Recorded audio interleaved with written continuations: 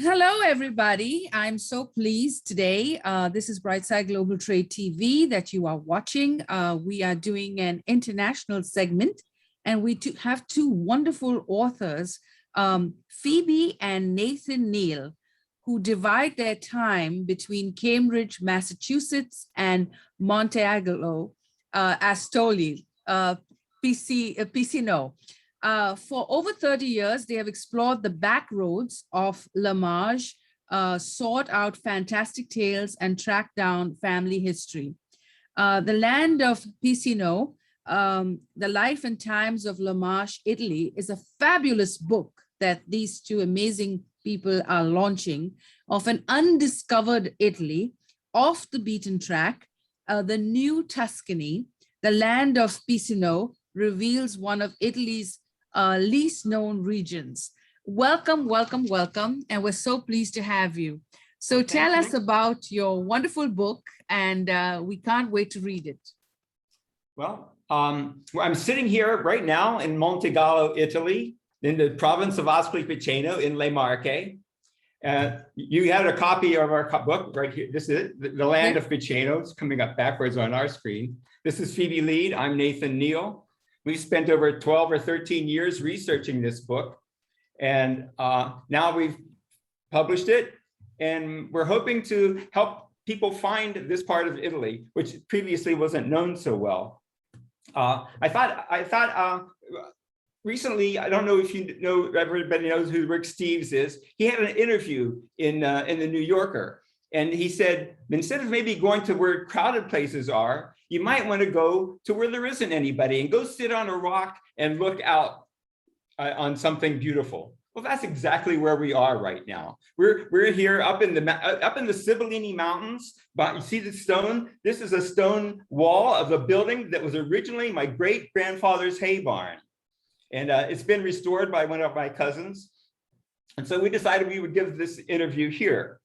So the first part of our book is called an overture. And the reason for that is that strictly speaking here, we don't have an argument to make. What we do is we have certain themes that have come across to us over and over through the years, all the 30 years that we've been traveling here, hanging out with relatives, going here and there, driving the back roads. I thought I would read to you the overture, the first paragraph of the overture, to give you an idea of what really our book is about. The present manuscript exists in a space between history, travel literature, legend, and love letter. Here is a biographical sketch of a place, La Terra Picena, as if it were a living person. From this perspective, myths and fairy tales can carry as much weight as documented fact. Our goal has been to recount what are for us the major stories associated with the land of Piceno, some of them personal. We make no pretense of writing a comprehensive history, a voluminous task. Instead, among other things, we hope to recreate the experience of standing on the steep mountainside at the mouth of the Grotta della Sibilla, gazing out towards the blue haze that is the Adriatic Sea. I thought I would go to screen share. I'm a little new to screen share, but so hopefully I can make this work, and I will show you a few slides. Yes. You're doing great, Rick. You're doing great, Rick. You're doing great. Okay, here it is. Share. Okay, here's the cover of our book. You've already seen that. This is different pictures. This is Monte Vittore, which if I walked right out my door where I'm right now, you would be looking at. It's a little bit hazy today. And so I thought I would, okay, now then. I have to go to the next page. Let me reduce this down. Oh, there we go. This is the map of Le Marche and where it is in Italy. Here's the pointer. This is Rome right down here. So if you travel from Rome to Le Marche, you take what's called the Via Salaria, the Salt Road. And these are the 5 provinces, Pesaro and Urbino.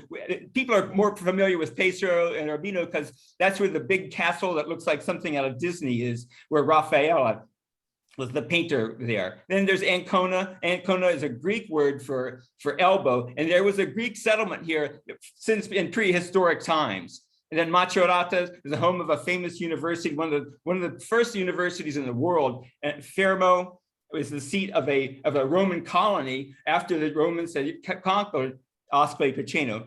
So Ascoli Piceno is is both a province and a town. And Ascoli Piceno is a very unique place in that it's matter of fact, here we have a picture of it.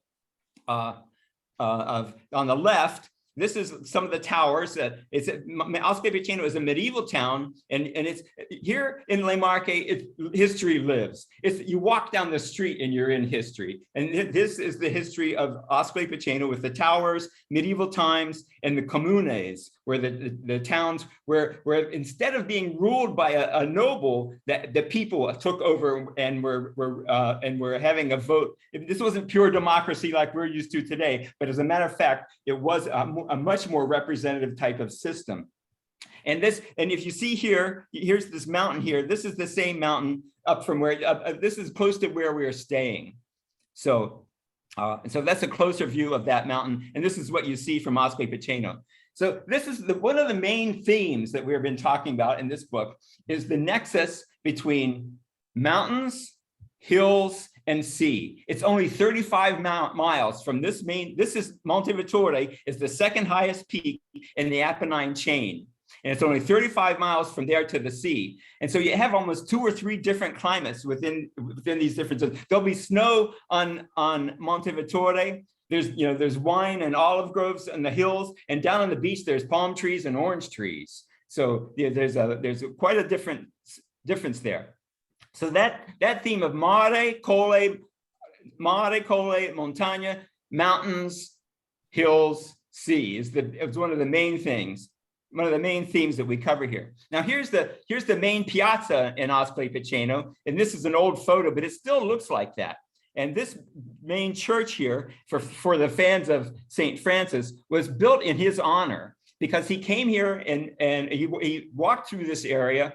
And he was so loved in Ascoli Piceno that they built this church for him. It took a couple of centuries, but that's one of the. And this building here was designed by the famous Renaissance architect Cola della Matrice. And then next, okay, here's me standing on Monte Sibilla, and there's looking out towards the haze that is the Adriatic Sea. Now there's a lot of legend connected with Monte Sibilla, the Sibillini Mountains, the mountain of the Sibyl. If you go around here, there's a grotto, and in medieval times, knights would go down in there hoping to meet up with the Sibyl, and they were risking their eternal damnation in order to have this wild experience of going down into the grotto. And there's a lot of literature that goes along with this, and particularly a book called Guerin Meschino that was very popular. All the Italian immigrants came to the United States with it in their luggage. And this it's another place. This is called Cecco's Bridge. Cecco d'Ascoli was a professor. He was a astrologer, many other things. He was burned at the stake for his beliefs. And one of the things they say about him is that he built this bridge in one night by casting a spell. Well, that's actually not true. This bridge dates back to Roman times. And that's close to where you are there? Yeah, that's down a half-hour drive away.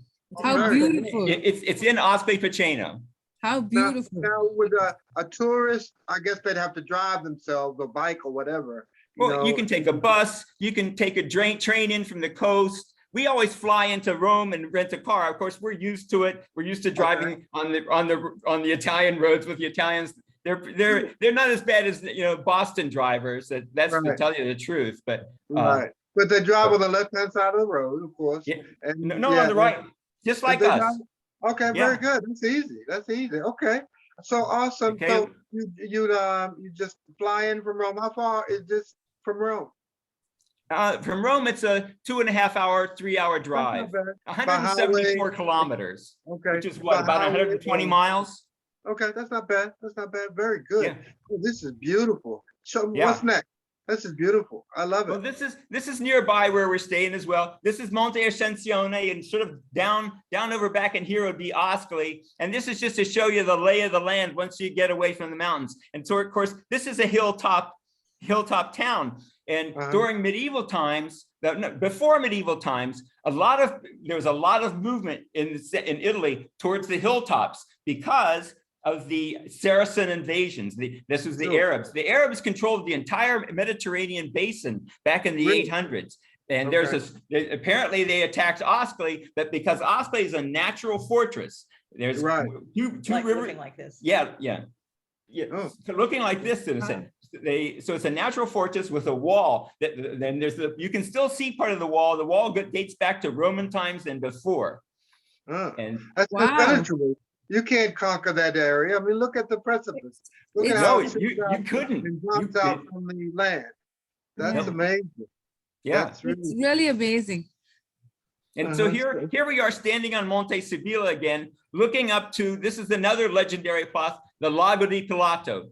Supposedly, after Pontius Pilate died, his body was dragged up here by two oxen that deposited in there, and there's a lake there. It's a very small lake. It's practically the only natural lake in the Apennines.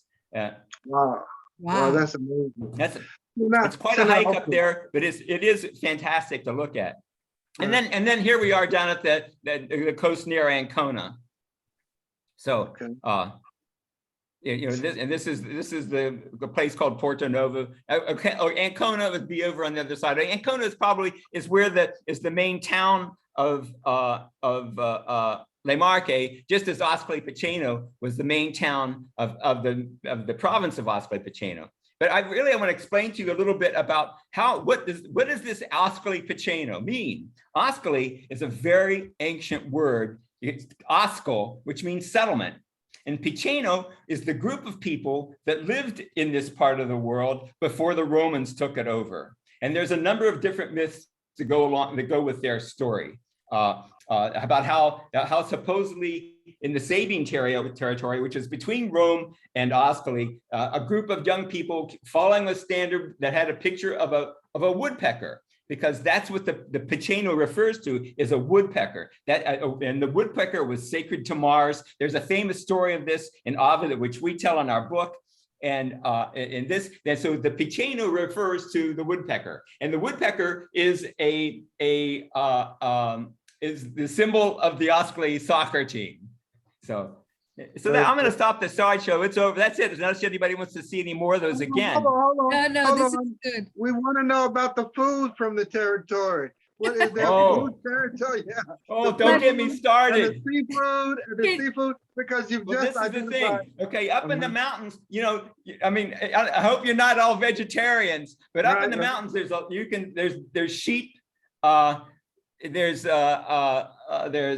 lot of local restaurants. Well, let me tell you what we did yesterday. There's a local restaurant that we go to, we're known there. And for 23 euros, we had a full Italian meal.